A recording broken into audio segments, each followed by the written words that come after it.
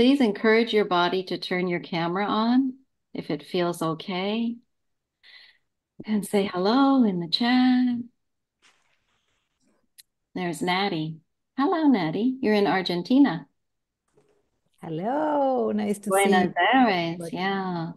Argentina, Buenos Aires. Sí. Yeah. Yeah. See, Natty's one of our group leaders in the course. Lovely. Yeah. Hello, everybody. So lovely to be with you. Yeah. This is Natalie, Ariel Schwartz. And Ariel's actually, Rashawn was saying, what did you say? Our Yeah. second, No, our first, our first second guest. our first, yeah, that's right. Our first second guest. Because Ariel, you were here, I don't know, maybe a year ago or so with me. Or earlier, pretty early on Pretty when early on. Yeah, yeah. we've really grown since you Hmm. were last here in an That's amazing beautiful. way.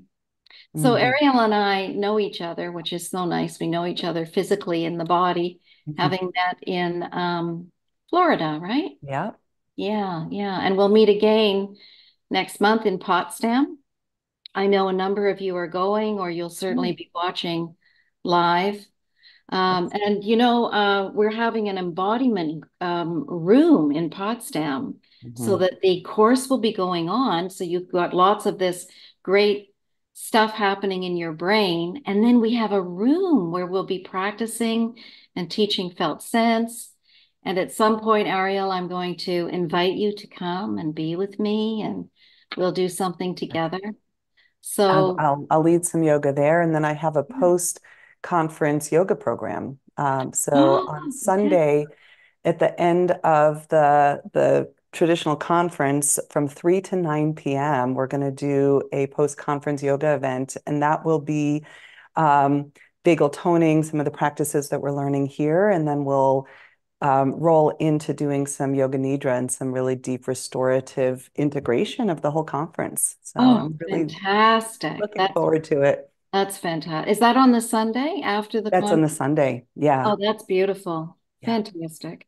Mhm. Okay, so without further Yeah. ado, so Dr. Ariel Schwartz, and I'm sure most of you know Ariel. We're really wanted to bring you back today to for people to have some time to talk to you about your new book, which is Applied Polyvagal Theory in Yoga. Do you want to hold it up? I will. There it is in Yes. all its beauty. I Yay. love the cover. It's Me too. gorgeous. Yeah. Yeah. Thank you. And I actually just got my cover for my new book that's coming out in February. I'll send it to you. It's gorgeous. I asked them to use the flock symbol that we use and the colors of the yellows and some reds. And they did a great job. Good. So. Okay, so let's just have Ariel. I'd like you to start to do a nice practice for us. I think it makes sense in terms of what you want to share with us about your book today. Yeah. So, Rashawn, can you spotlight Ariel? And we'll just slow things down. There we go. Thank There she you. is. I'm putting myself back on gallery view because I'd prefer to see your faces than than Yeah. just me in this practice, but you can choose your own view. The practices that I'll invite you into as we arrive together in an embodied sense are gentle, and I'll offer a few options for some possible standing. The beginning of these practices will be seated, and you opt in, opt out as feels right for you, and listen to your body along the way. So, as an arriving practice, I really deeply believe in the power of intention and how that can really help organize our attention. So take a moment to arrive to yourself in this moment, noticing what you are bringing with you into this day, whether it's in the evening, whether it's in the morning, depending on what time zone you're in when you're catching this. Notice the quality of your mind, whether it's racing around or present here, dull or alert. And ideally, can you turn towards yourself with a quality of curiosity and non-judgment, so that you can sense how the quality of your mind gives you feedback about the state of your nervous system.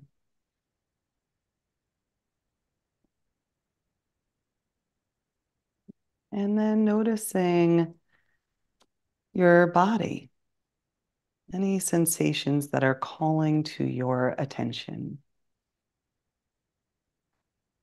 Whether there's tension or ease, once again, can you turn toward your body with a quality of perhaps compassion or acceptance, knowing that your body too is a reflection of the state of your nervous system. Whether you're keyed up, a little anxious, or feeling heavy, or a little more withdrawn. Knowing that there is no right or wrong state of your nervous system. You are welcome here as you are.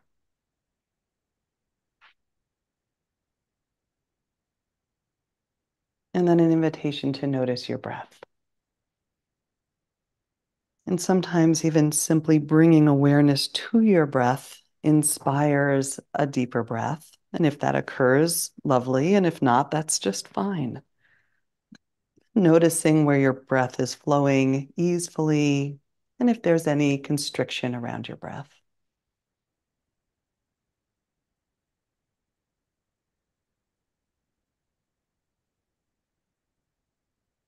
Lovely. And breath is so connected to our emotions. Sometimes we hold our breath when we don't want to feel, or we breathe shallowly. Just noticing how your breath and body and mind give you some feedback about any emotional tone that's present for you today. Another invitation to welcome yourself just as you are.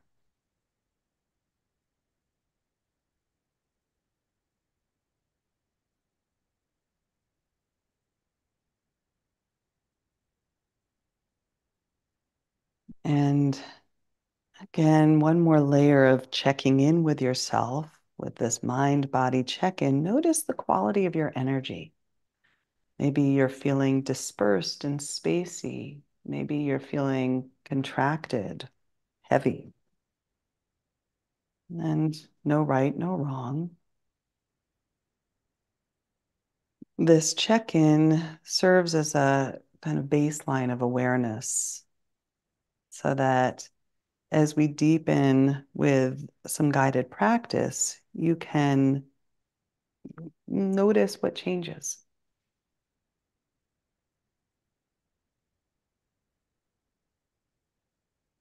And the first layer of change that I'll offer, the first practice, is one of guided breathing. And I'll invite you to take a moment and bring your hands to your rib cage. Right? Underneath where your sternum meets your rib cage is your xiphoid process. And then your diaphragm attaches to the bottom of your rib cage, kind of across in this dome-like shape. And for just a few breaths, I'll invite you to inhale and allow the diaphragmatic dome to expand downward, filling a little bit more of your lungs and chest cavity with your breath. Inhaling and exhale. Just let that go. Let any effort go. It can also feel as if you're breathing down into the belly with this breath. Inhale and exhale and just soften. And sometimes when we stretch across the diaphragm, inhale, we feel that stretch even move up into the shoulders. And just notice what you notice. Let's do two more of those. Inhale, give that movement of your belly and diaphragm, exaggerate it. Let it go. And one more.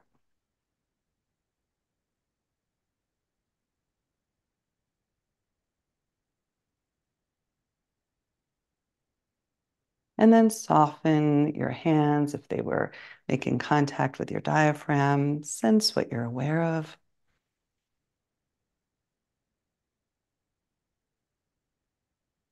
And we'll add on another layer again with the breath. This time we'll explore what we'll call Ha Kara Pranayama. So in the yogic tradition, this just simply is translated as the ha sounding breath. And it's engaging the whisper muscles in your throat and a little bit around where the vagus nerve passes through. It'll create a little vibration or engagement here. And it also creates an audible quality of the breath to your ears. We start this breath with ha kara en route to learning Ujjayi Pranayama. And the first breath here, it's like you're fogging up a mirror and you're just going, you don't need your hand there. It's just our metaphorical mirror. But again, give yourself an inhale and exhale with that, that whispered ha. And one more time.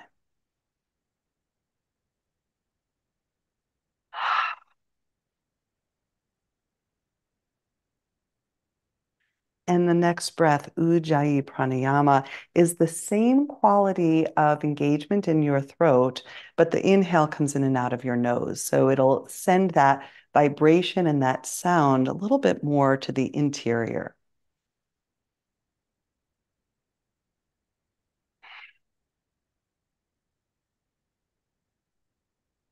It doesn't have to be a forced breath. The sound can be subtle. It's about the internal experience.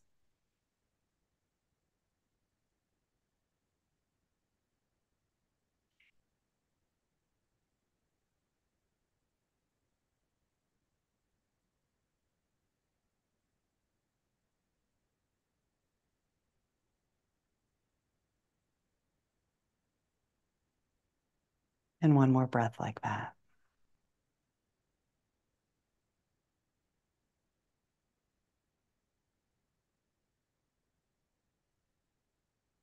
Lovely. Letting the breath go, letting that focused breath go. Coming back to your mind-body check-in. Maybe opening up a little bit of the channels of the felt sense of yourself. And an invitation to clarify a little bit more of intentionality. Why are you here? What's happening in your life right now that would benefit from some intention or focus of your attention? Maybe it's an invitation for some loving kindness or compassion toward yourself.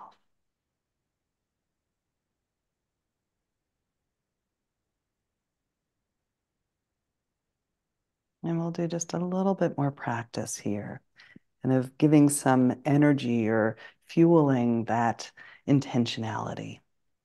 Next layer of practice, very similar to what we were just waking up with the connection between the throat and the ears. And this time I'll invite you to find a little bit of a hum.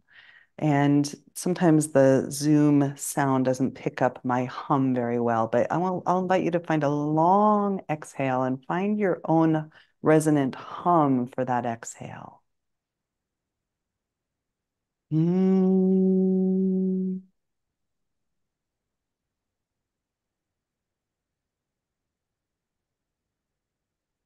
And you can move the tone of your humming so that it maybe resonates more in your throat or your chest or your belly, maybe even your head. You get to be at choice as to where you want to send the sound.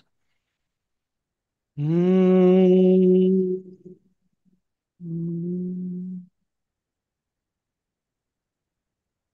And if you'd like to add on with this Brahmari pranayama, the next option would be to use your thumbs and just simply, or your fingers, simply close off your ears. So it's like a child who does this playfully, right? You're just kind of closing, pressing the front of the ear in and letting that vibration of your hum resonate inside of the cavity of your head.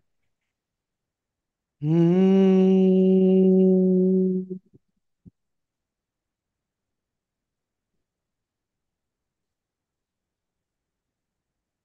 Sometimes it's hard to hear me with your fingers in your ears. Do it one more time if you'd like. Mm.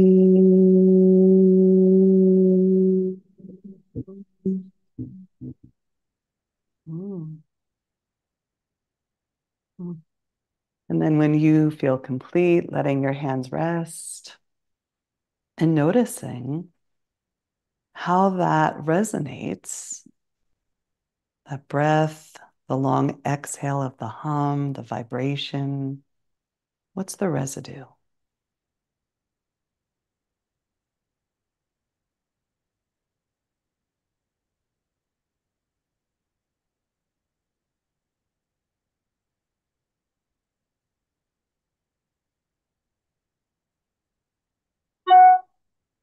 And then if you like, bringing your hands together and just creating a little bit of contact palm to palm. So this is not a fast rubbing, but it's actually a slow, mindful sensing practice, sensing with your fingers to the skin of your hands, sensing with your hands the contact of the opposite hand. Remember, everything's optional. You can opt in, pass on anything that doesn't serve you. Beautiful listening. And then, if you'd like, bringing your hands to your forehead and just some gentle sweeping outward from the center of your brow to your temples. And let this movement be intuitive. If there's any areas of your forehead that feel tight or tense, you can pause there, add a little self-massage, maybe circle around your temples or between your eyebrows. A little bit of moving of tension or energy through self-applied touch. Mm. And maybe across your cheekbones Mm. out towards your ears. And same thing, we have fascia in the face or connective tissue, and sometimes we can accumulate little bits of tension or knots, just like you might get a knot in a muscle. You can notice areas of your cheeks that feel a little tense, and you pause, a little circular movement, and then sweep it away, sweeping out towards your ears, maybe under your cheekbones and outward, getting into your jaw just a little bit. And you might even open and close your jaw. Let it feel good. And then an invitation to take hands to shoulders, down to elbows. Sweeping touch. It's like a self-applied hug. Again, let it feel good. Yeah, and you know exactly where we're going. Just take it into a gentle morning stretch. How'd you know? That's nice listening. Beautiful. So let yourself just follow how your body wants to move. And here's that invitation. You are welcome to stay seated, or if you'd like, you can even stand up for a moment and just let that be a satisfying morning stretch in whatever way serves you today. And again, for some of you, it might be an evening stretch. All welcome.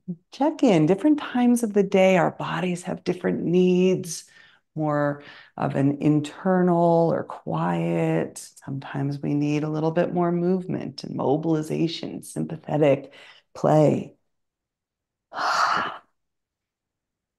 Whatever you choose, a few more breaths in your listening, honoring, and attunement to your body. Hmm. And then when you feel complete, we'll meet back up again, seated, arriving to each other and our community. Hmm. Ah, that was wonderful. Thank you so much. Yeah. Rashawn, can you spotlight me with Ariel for a little bit? And then we'll come into our whole group. Okay. Oh, wow. Can you just move in and do that every morning? Well, you can Well, do it with me on Zoom on Saturdays. My next one's the 25th, but you can also find them all on YouTube. So that's there's a right. whole lot of practices that are out there and available. Yeah, yeah. Really good for people to know that. Yeah, Yeah, yeah. That was wonderful. thank You're you. so skilled at that. You know It's, what? You want to know something? I've been teaching yoga for 30 years. I yeah, started in 1994. I yeah. was 20, well, this will give you my age now. I was 22 when I started teaching yoga. Yeah. I Hmm. remember when we chatted about how I think it was your stepfather that was really into yoga. Yeah. Hmm. So it's really in your bones. It's in your, That's right. He came into my life when I was 5, and I started practicing yoga as a young child. And yeah, for me, yoga was not about religion. It's not, it was very much about play. And so I think so often about our, kind of polyvagal system. It's really what inspired me to write this book because it was such a freedom practice for me, especially around difficult events that were happening in my childhood. I could get on we didn't even have yoga mats. I would just get on the carpet and we would be, you know, a cobra, or I could be a mountain, or I could be a tree. And it was just so freeing. oh, I can see that. Yeah. And it really shows in the way that you lead the practice because you're just in that space in your body in a Mm. very beautiful kind of state of integration. No, thank you. Yeah. Yeah. Yeah.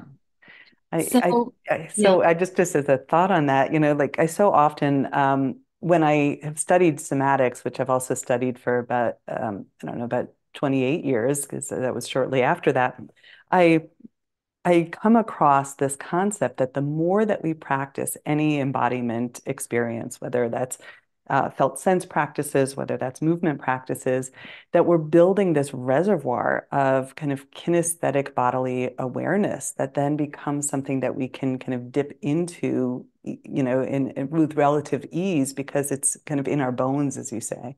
Yeah, absolutely. I really agree. And I feel that too in my felt sense practice that it's been around for so long, 30 years or something. I'm older than you. So, Mhm. and I had such an amazing teacher, in Jean Gendlin and Mary Armstrong. So, Mhm. yes, we feel this, and I think that's so helpful for people, right? That are Mhm. studying with us is you can pick up on the felt sense of that and Yeah. build it inside. And it's yeah, I've never really talked about this in this way before, but I think it's very important. The relational felt sense that builds from what we know in our bodies from over and over and over decades of practice. And it gives you a kind of confidence too, right? Mhm. Yes, yes. Which is really important when you're teaching or writing, that we know this place in here and that people can feel inspired to trust it in themselves. Yeah. When Yeah. when I'm, teaching somatic psychology, I say this again and again that it's not about the interventions that we're doing, it's about the embodied felt sense of the practitioner. It's what you are bringing and your own embodiment that forms the foundation of that co-regulating Yeah, environment. totally. And Mhm. this is why it's so important to do your own work, right? Yeah, yeah. So that's why I think having these focusing partnerships too is just so incredible because you can share this and then you start to really build it together and it becomes, the sum is greater than the parts. Yeah. Yeah. So can you tell us a little bit about this book in particular? Because I know you've Yeah. been pretty prolific. You've written like 7 books now, I think. Yeah. Yeah. So here's this. And this one, it sounds like it's a bit special. Am I right about that? There's Yes, and something about it. it was hard to write, and I'll tell you why. Um, It's written with Norton, and I love working with Norton. They're an incredible publisher, and they're an academic publisher. And so I really set my goals to have this book in the interpersonal neurobiology series that Norton has, which is a deeply respected integration of neuroscience into psychotherapy. And Dan Siegel and Alan Shore started this series, and so I wanted to, in a sense, do right by studying the science behind why yoga works. But what made the book really hard is that I didn't want to lose the heart-centered essence of what the practices are really about for me. And so I didn't want to kind of, in a sense, throw spirituality out the window when focusing on the science of yoga. And I spent the first 6 months just muddling around, how do I do this? Mhm. And going on walks with colleagues and saying, how do I bridge this gap for myself? Right. I, for a long time, had my yoga sitting in one lane of my professional world and my own personal practice. And I had my sense of my identity as a psychologist sitting in another lane. And it was really about, how do I braid these together so that they become an integrated whole? And I really felt that that's ultimately what I had the opportunity to do. I speak in this book about this intersection between science, soulfulness, and soma, embodiment. And and to be true to myself and to my own voice in this sense of, we get to include the spirituality within psychotherapy. We get to include that soulfulness, which I think is really at the heart of psychology. Psyche in Greek means soul, right? So, Yeah. that was the emphasis. And the other piece, I have other books on yoga that were more mat-based practices. I have one of them here. I'll hold this one up too. This is the Therapeutic Yoga for Trauma Recovery book. Mhm. And, a beautiful book, but it's very different in the sense that this is oriented around the 6 week model of the therapeutic yoga classes.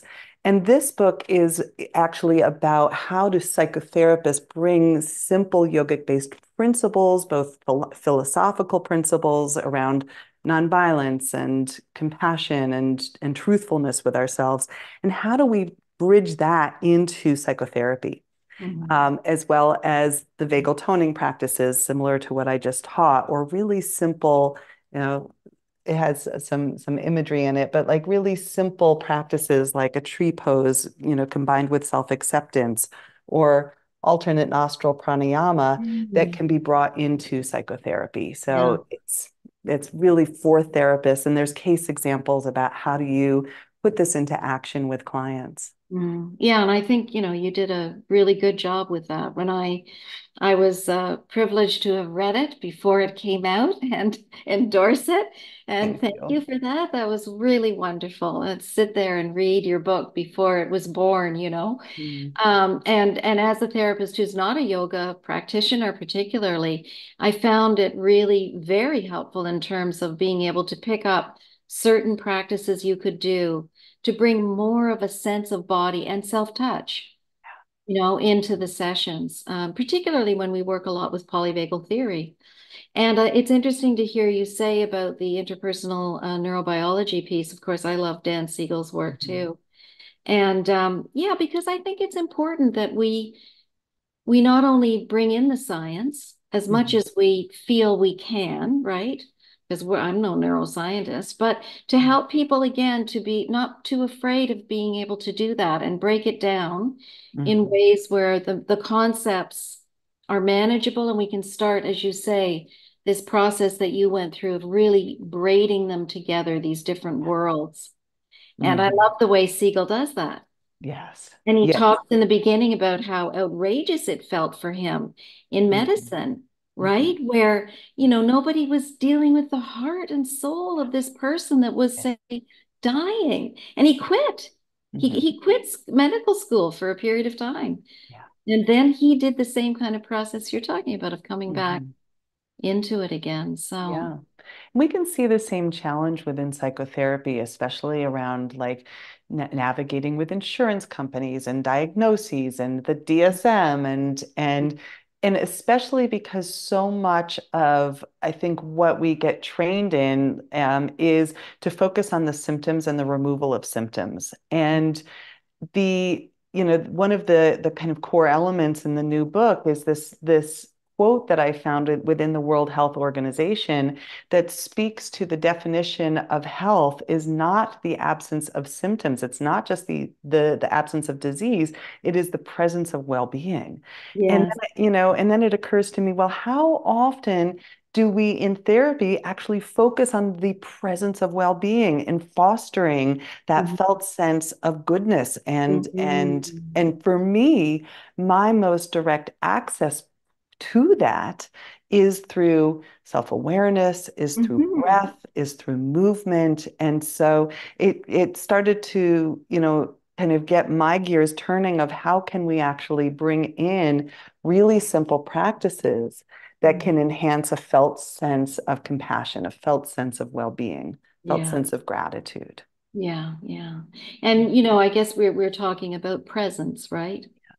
Yeah. Yeah, We're yeah. having actually Sherry Geller's coming in October to share her wonderful work around presence. And yeah, and Mm. I think, when you go to the body, then that just becomes obvious. And then you tap into, Gendlin's The Body Knows the Right Next Step to Heal, or Porges, we are designed to co-regulate and to Mhm. live in a health, growth, and restoration state, right? Yeah. So And yeah, from a yogic perspective, what we say is that what we're working with revealing is the underlying, essence of self, which is one of wholeness, which is this kind of deep, rich well that we can all tap into, but we have accumulated layers of stuff, right?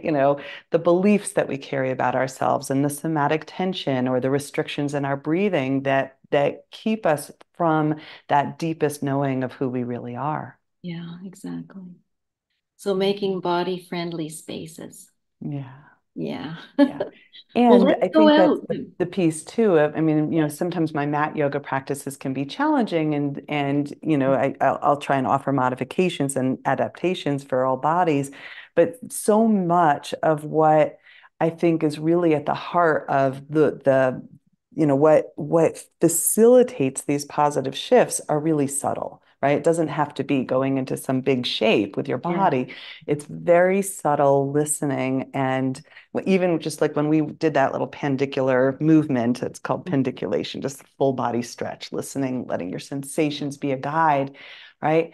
You can do that in really small ways if your range of mobility is restricted, and even sometimes imagining how your body wants to move. I had a student in the last class that I taught who has been dealing with a very significant vestibular condition that she lost her ability to walk for several years, and she's been slowly reclaiming and regaining that.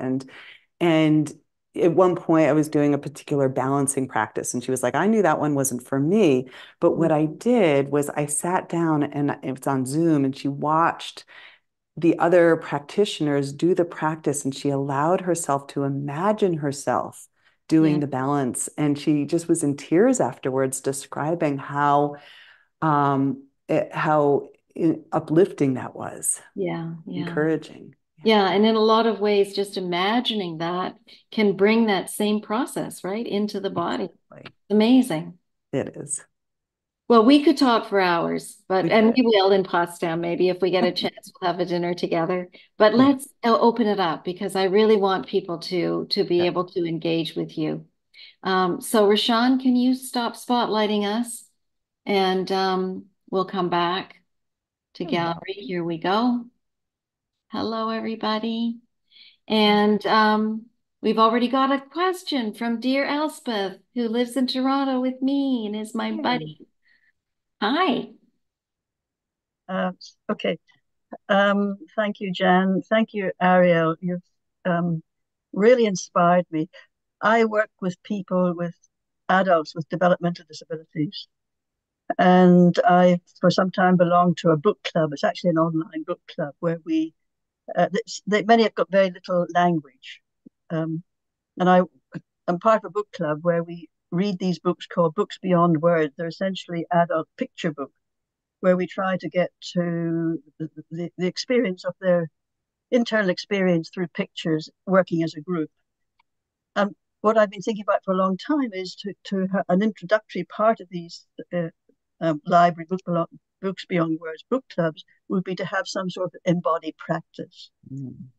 So I'm wondering whether you have already, or whether you might be inspired by, or whether you can guide me to where I might have see what you did this morning, but just in visual. I have a great resource for you.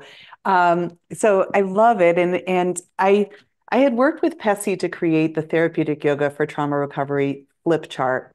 And the purpose of this is exactly what you are asking about. So it actually gives images of just one shape, right?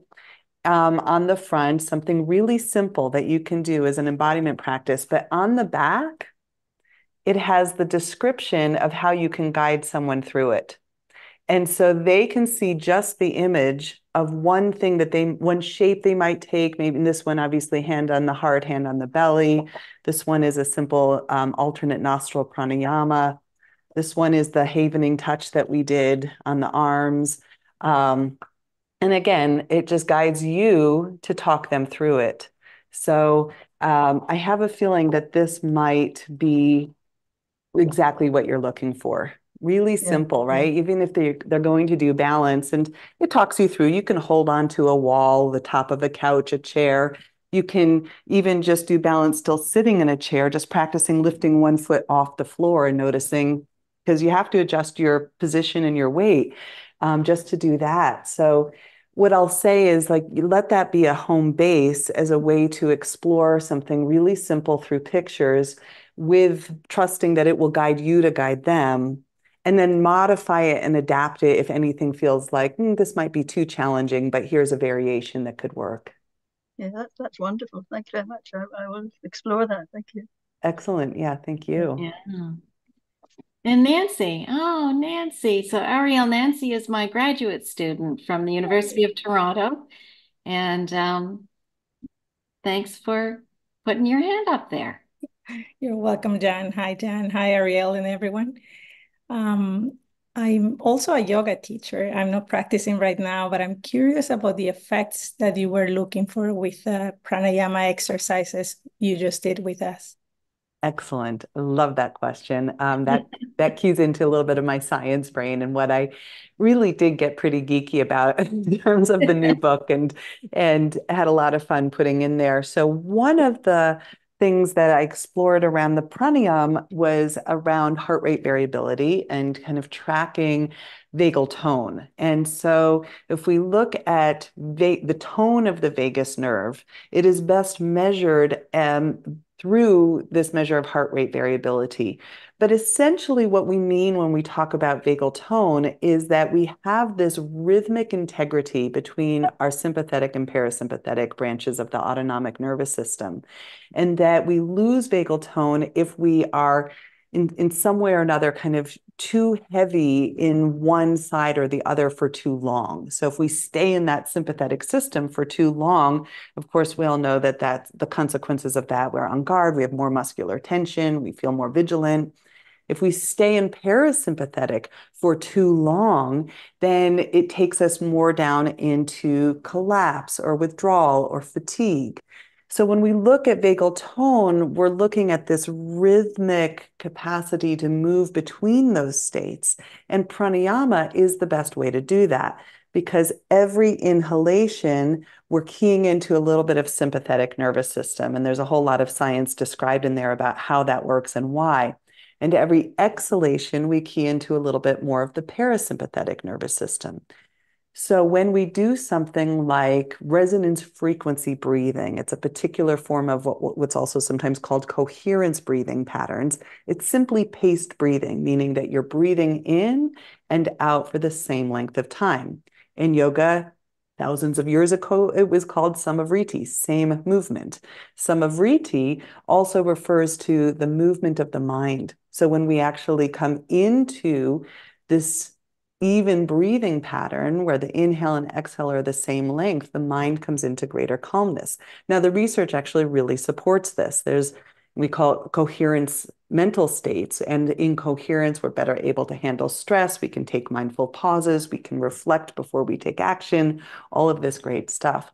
So that's the most basic pranayama that I always come back to, is that even breath. And then you can, really just go down so much rabbit trail of fascinating information, everything from the way that the vagus nerve actually wraps around the esophagus and travels through the diaphragm, through the esophageal hiatus. It's the space in the diaphragm where the esophagus and the vagus nerve travel through to get to the stomach and then all of your digestive organs. So when we do diaphragmatic breathing, we're creating essentially this internal massage over over the vagus nerve. And we're also, in diaphragmatic breathing, changing the amount of pressure in the cavity around the heart. So vagus nerve also travels into the heart, senses these pressure changes through the baroreceptors in the heart, and actually will use those signals back up to the brainstem that either says speed up or slow down the heart. There's so much in this, right? Like, just go read the book, because it's through the removal and the reapplying of the vagal brake that we're building what we call vagal efficiency. You could listen to this video like 10 times through and just be like, what was she just saying, right? Vagal efficiency is the capacity to not be stuck in just one nervous system state. So we can move between sympathetic and parasympathetic really fluidly, really easily.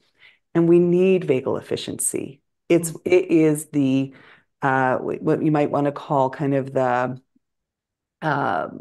physiological basis of our resilience. It's our stress response system, because we want the vagal brake to remove to help us respond to any kind of stressor.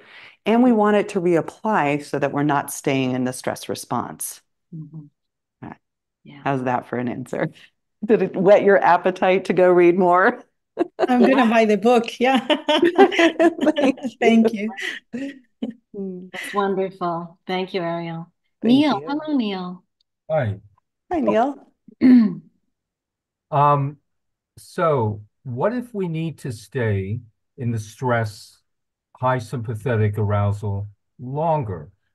My question is really, how much is it cognitively driven that we want to get back to stasis? We want to get back to a proper balance. We want to get, everyone's vagal efficiency differs. So I'm just wondering, I see very often in yogic practice things that are being expedited cognitively rather than holding that space adaptively where one is longer. Yeah. So there's a few different ways. One of the things that comes to mind is that the person that wrote the foreword to this book is Amy Weintraub. If you're not familiar with Amy, she is the person that was really, for me, the first one that took the leap to bring yoga into mental health. And so she was actually the one that gave me the courage back in the early 2000s to start to create yogic groups for intensive outpatient programs in our community mental health system.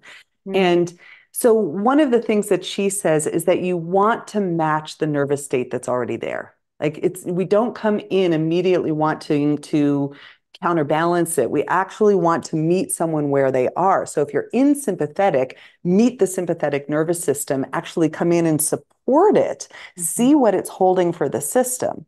So that's one thing that comes to mind. The other is a conversation I've had with a man named Bob Whitehouse. I don't know if any of you know him. He lives here in Boulder, Colorado. He's a heart rate variability researcher, and he's worked a lot with Roland McCready with HeartMath and Peter Levine as well. One of the things that he says is that the most common imbalance that we see in the autonomic nervous system is not that people are stuck in the sympathetic nervous system. It's actually that they're stuck in the parasympathetic. And that really is the biggest kind of cause of the health challenges that we can see here. Neil, bring your hand back up because I lost you when your hand came down. And the last one, the last piece that I'll name is that in the yogic practices, thank you, in the yogic practices, when we're looking at anchoring in our capacity to be with sympathetic states, which many of us really need, right? We need to build our capacity to be in the sympathetic nervous system in a healthful way, in a positive way. A lot of the yogic practices are mobilization practices for extended periods of time. So, for example, in many of my classes, we'll have at least a half an hour of movement, of being in that sympathetic system. And then we go into active recovery phases. And going back to Nancy's question about pranayama, some of the pranayams are really built to build your sympathetic capacity. So, for example, a Kapalabhati or a breath of fire, or you can think of Wim Hof, right? Like any of those breathings that are more rapid and more intense, we're actually building our capacity to handle sympathetic charge. And then there's built-in phases of active recovery. So I don't know if I'm fully answering your question, Neil. It's a great question, but I think it's hopefully going to get some of those wheels turning as to why we actually do want to support our capacity to handle stress, even if that includes sometimes being in sympathetic a bit longer. And I think it's, that does. And I think it's very, very important, for example, in a yoga class to take into consideration the gradations of every individual's different sympathetic and parasympathetic variations, because then that would create maximal vagal efficiency for that particular individual. That's right. Yeah. And so the way that I think we do that for groups is by building in that neuroceptive awareness, right? If I'm going to use a polyvagal term. So if we have awareness of mind, body, breath, emotions, energy, we can actually start to sense, how does my body give me feedback about what I'm needing right now? Right? Like you can use devices to track your heart rate variability and such, but I think if we can actually rely upon your felt sense as to what I'm building, what I'm needing right now, then the yogic practice becomes much more about choice and options for everyone of, do you need to rest in child pose, or do you want to come up and do another round of a sun salutation? So let me just interrupt here to say that this is what we're doing in the felt sense polyvagal model. People are nodding that you're coming into the body and noticing neuroception. Yeah. And really becoming aware of where you are and how the muscles are held and the shape of the body, and really welcoming that. Oh, here I am, and there's a good reason I'm here. Yeah, beautiful. I love that. Okay, Diane, you have a question? Oh, you're muted, Diane. There we Okay. go. Yes. Thank you very much, Ariel and Jen. I'm somewhat a beginner at this and learning so much about the polyvagal theory. I embrace it thoroughly. I have a question that deals with the coherence breathing. I have come across so many different methods of breathing, box breathing, hold the breath for 2 minutes, not 2 minutes, but hold it two times, let it out 4, and this and that. The coherence breathing sounds very simple and readily applied. If you're in great stress, or you're with somebody under stress, would it be the type of breathing method to suggest just to breathe in and out at the same pace? Or do you need to do this type of box breathing or other types of breathing? So thank you.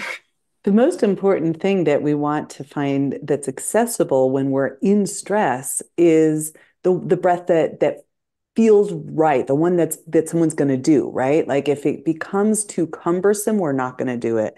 And sometimes even the balanced breathing, like I'll say, if you read James Nestor's book, there's a whole lot of science. He has a book out there called Breath, excellent book on the breath.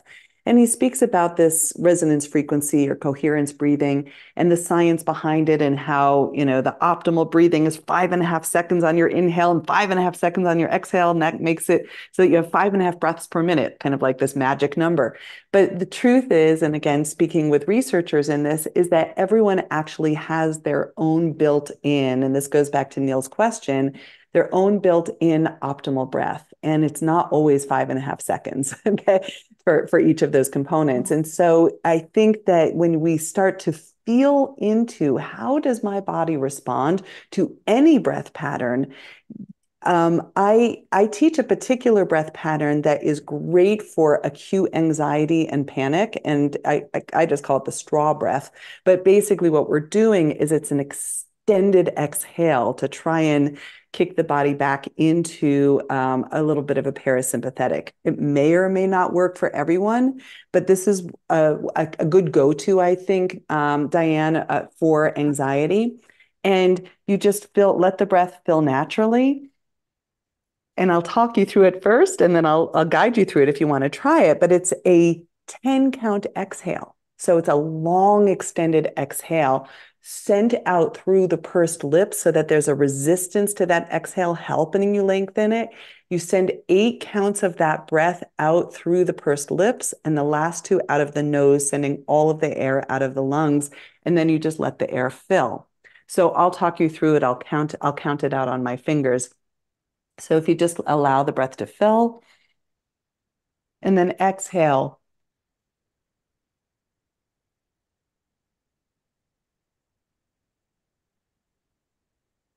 Through the nose. And then let your breath fill. Let it go. Thank you. Yeah. Having taught this to many, many people, truly over 1,000 people, thousands of people, I have had so many people come back and say, that one stopped the panic attack. That one worked, right? So, but for me, when I work with individual clients, it's very much about kind of knowing that there's a range of breath practices out there and that you can feel into the one that works for you. My other go-to favorite as a quick reset is the one that sometimes gets talked about out there as the physiological sigh. Any of you familiar with this one? It's basically a 2-part inhale, 1-part exhale, and it just feels good. It looks like this. Mm.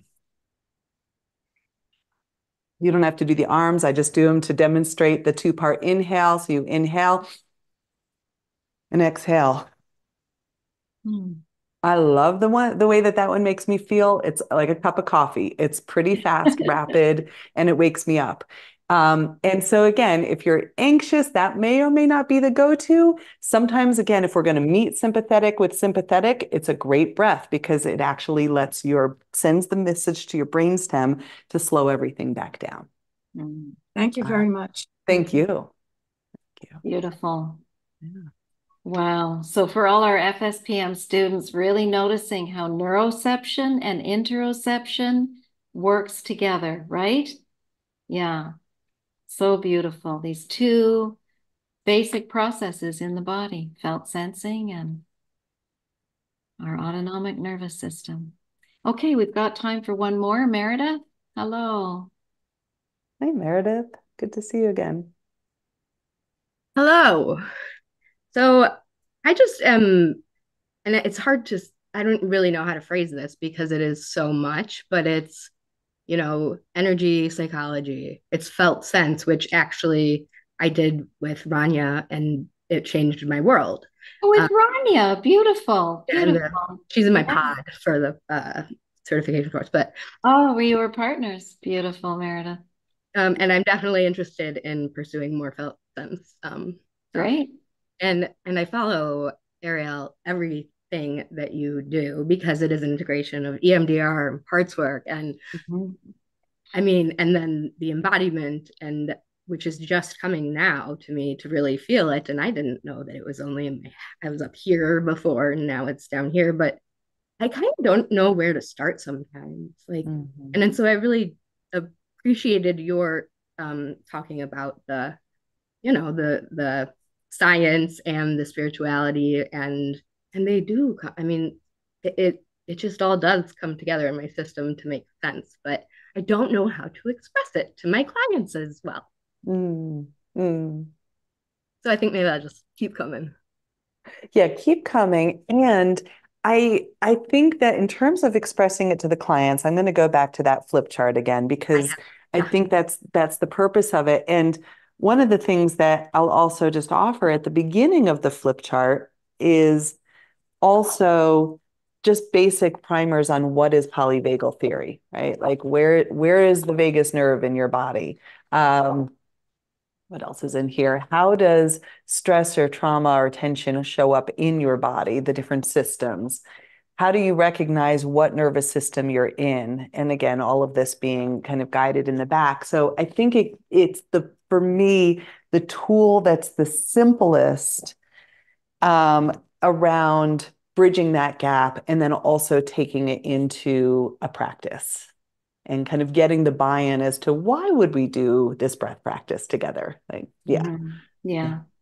So Ariel, you're suggesting some real psychoeducation for your clients, right? On how bodies work, and it kind of then leads into why we're doing what we're doing. Yeah. And there's always this delicate balance in psychotherapy with psychoeducation that we don't overemphasize that to the point where we have lost the relationship, right? Where like so It it's becomes too cognitive then. yeah, it becomes too cognitive. And so sometimes remember that statement of like, it's the foundation of the embodiment of the practitioner. Sometimes I'm simply doing these things or just inviting, like, you know what, there's a lot going on here.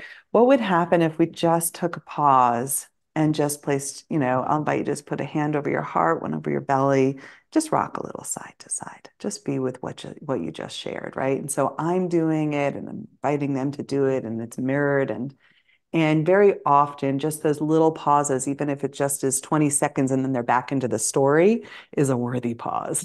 Oh, that's the beginning of coming in, right? Yeah. And Yeah. then sharing how bodies work. This is how Mhm. bodies work. This is what bodies do. Yeah. Yeah. Oh, that's wonderful. We're at time. We So are. thank you so Yeah. much for coming. Can't wait to see you in Potsdam. Hope lots of you come to Potsdam or at least to be with us online. Really going to be quite amazing, I think. Don't you, Ariel? I really do. I am deeply, deeply looking forward to it. I'm also just laughing at the statement in there. I think someone said this was fat. That just made me laugh. This was fast. Yeah. Fast or fat? Maybe I misread it somehow. We wanted to give you lots of good stuff. Yeah. Well, we brought lots in here. It was a lot of fun, and I look forward to seeing those of you in person in Potsdam as well. Yeah. Yeah, Thanks fantastic. so much, Ariel. Thank See you you. soon. Bye, Good. everybody. See you Bye-bye. next month with Thanks for hosting me, Jan. Thanks for yeah, sharing. Thank oh, you. Bye we'll bye. have you back for a third. I'll be here. I'll do it. And next time is BG Mancini. So check that out. It's up. It's already posted, I think, in the app. Okay. Bye, Lovely. everybody. Be well and be safe. Yeah.